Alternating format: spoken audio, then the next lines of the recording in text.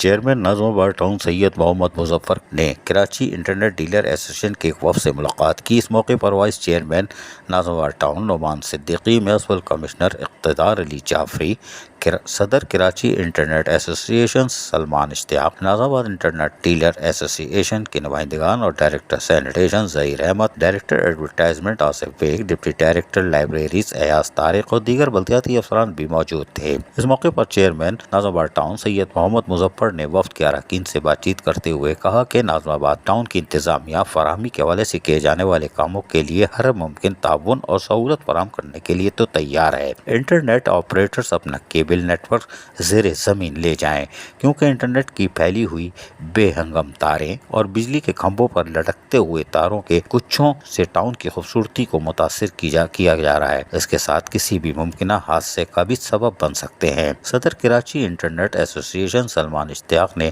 Chairman Nazimabad town کی بات سے اتفاق کرتے ہوئے یقین دہانی کرائی کہ نظم آباد ٹاؤن میں انٹرنیٹ کے کیبل مرحلہ وار زیر زمین بچھانے کے کاموں کا آغاز کر دیا جائے گا۔ انہوں نے چیئرمین نظم آباد ٹاؤن کو ایسوسی ایشن کو درپیش مسائل سے بھی کھل کر آگاہ کیا۔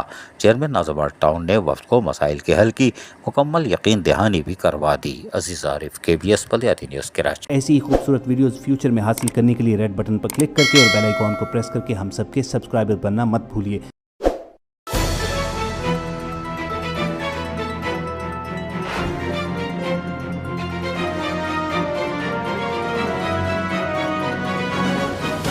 KBS بلدیاتی نیوز۔